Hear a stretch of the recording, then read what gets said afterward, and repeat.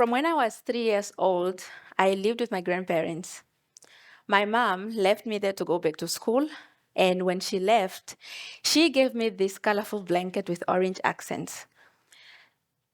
So my grandparents' house was full, aunties and uncles, and especially us grandchildren. And we shared a room, my cousins and I, and because we were so many, we needed a lot of blankets, which means that we had to share my blanket as well. I hated sharing my blanket. I remember this particular night, I threw a tantrum, and my grandmother came in the room to sit me down. She told me how we needed to support each other. She said, when you are blessed enough to have, you should help those who don't. This experience and watching my grandparents over the years practice what they preached and assist the people around them must have led to this feeling of social obligation later after I had started working to also do the same. So I sent money. I sent money every time somebody asked, so much that I think one of my cousins might have put me on speed dial. This was not sustainable, and I knew when it started feeling suffocating that something had to change. It is likely that every African child can tell you a story about family support.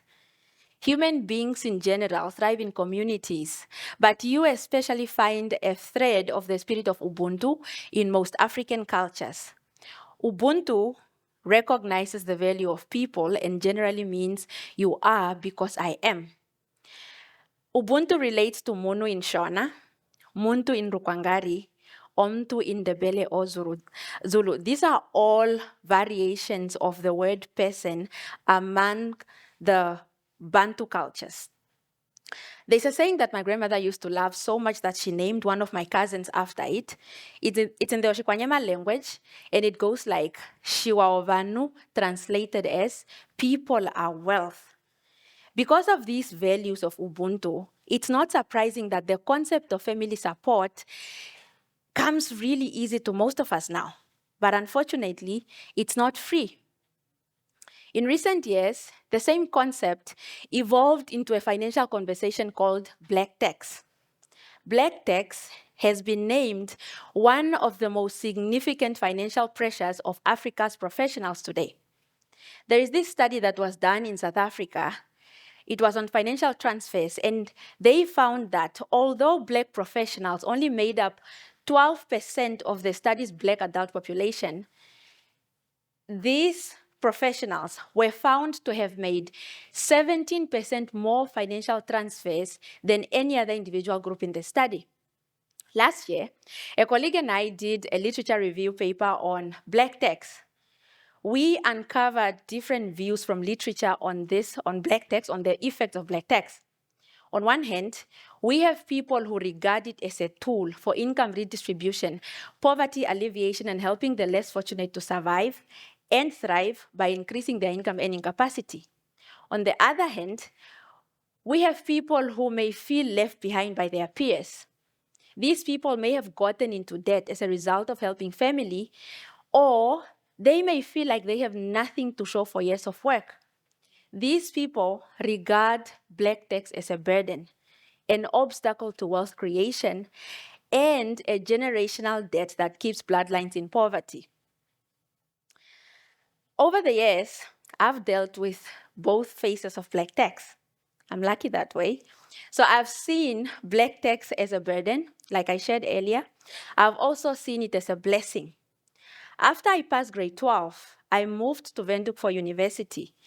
When I was not in the hostel, I lived with my aunt who fed me and provided me with shelter.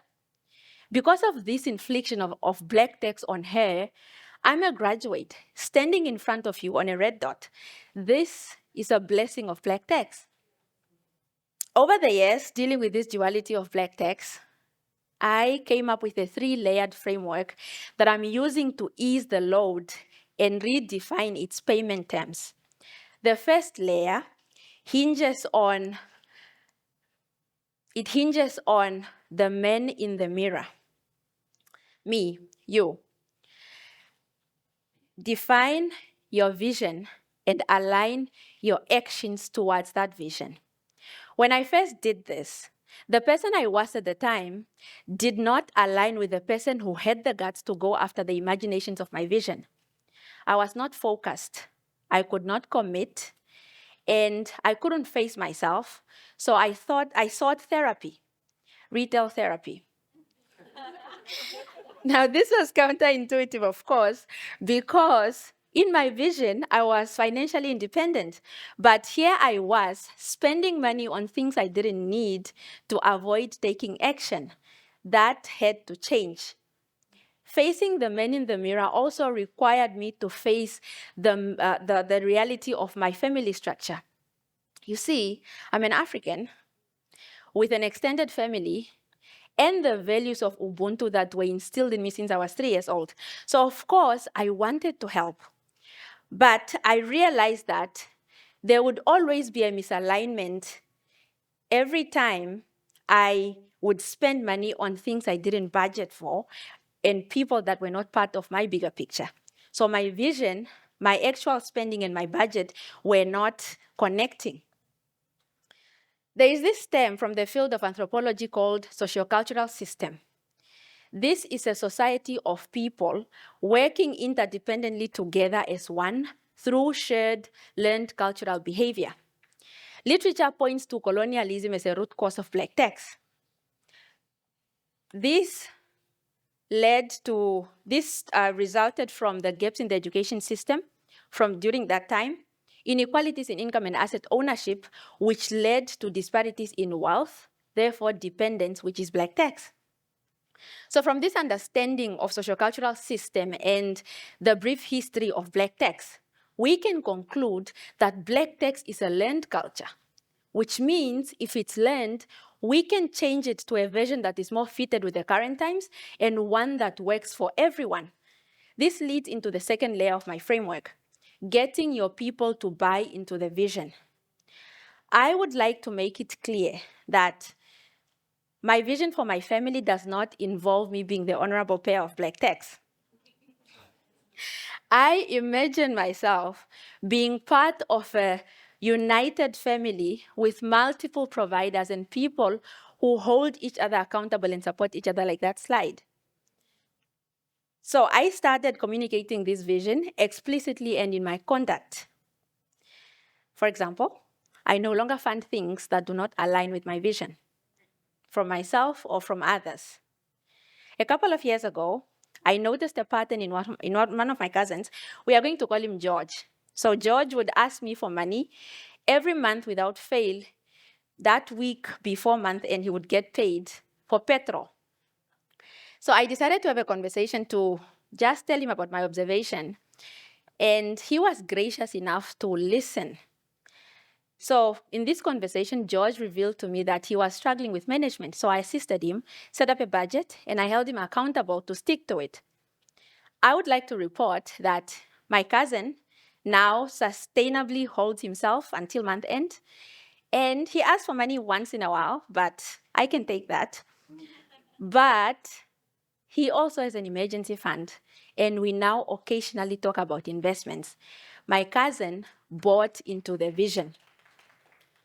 Now, this is not easy because it requires a level of vulnerability that I find uncomfortable, seriously.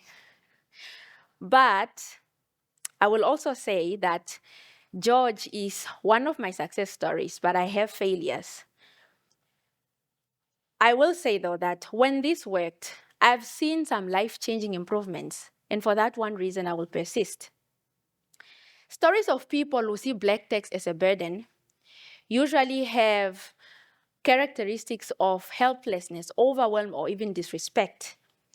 I was talking to Cynthia about black tax. So she feels defeated in her family because she says it feels like she just keeps pouring money into a black hole because the demands don't stop. She also feels disrespected because sometimes the money that she sent is used to buy alcohol. This sounds like a story of affliction and someone whose actions feel unappreciated. There was a time when this was my story. I recently read the memoir of Viola Davis, And she has a quote in there that I'm going to paraphrase. She says, when there are underlying issues, money does nothing. At best, it prevents you from holding people accountable. So I think we should move past just sending money. Let's have open conversations about addiction, income generation, and responsible money management, which will strengthen our families. Stories of people who see black tax as a valuable thing usually have vision and boundaries in common. Here's a story of Jake. Jake and his family are using black tax to reduce financial dependence. So they have vision to say, we are helping this person now for this long. So they have a set date for how long they're going to keep supporting that person so that they can start sustainably helping themselves. And another thing in their family is that they know exactly how much they will send in that month, and that's it. So what if we all took this route?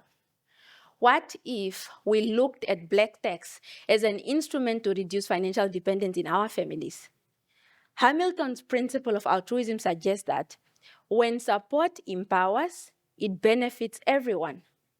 I think we would be less burdened by black tax if the payers and receivers of it were working towards a common vision where one day everyone will benefit. In my work as a personal finance instructor, I sometimes have the privilege of getting an inside scoop into people's personal finance through one-to-one coaching. I've noticed a pattern in some of my clients who list black tax as a problem. In most of these cases, the amount of money spent on black tax seem insignificant when compared to amounts spent impulsively on dinners, alcohol, clothes, or even shoes. Now, there's nothing wrong with spending money on these things, but when the spending is unplanned, and especially when it's out of control, then it's just as problematic. Yet, all we see, all we complain about is black tax as the obstacle to wealth creation. The third layer of my framework, therefore, is it's time we held ourselves accountable and stopped using black tax as a scapegoat. My grandparents were visionaries and they loved to dream. Now, looking back at their lives, I'm realizing that it might have been the power of possibility that comes with dreaming that led them to and motivated them to assist the people around them. You know, based on that belief that every tree that ever provided shade was once a seed that needed nurturing. I think it might also have been the same power of possibility which led the founding father, President Sam Nujoma, and others in that generation to make sacrifices in their time, which led to the political stability that we enjoy today in this country, generations later. So, what if we were born for this very purpose? To liberate our people and the next generations from cycles of financial distress. 82.8% of the Namibian population is under the age of 45. Financial independence for this demographic alone is a great victory in this fight against black tax. And I think we can get there. By using the 3-layered framework to redefine black tax, I believe we can get there. Here's our takeaway. Number 1, define your vision and align all your actions towards that vision. Number 2, get your people to buy and participate into this vision. This is not an individual vision. It's a collective one. It requires collective strategic sacrifice to get over this because it's a collective problem. Number 3, hold yourself accountable enough to eliminate all the obstacles to wealth creation.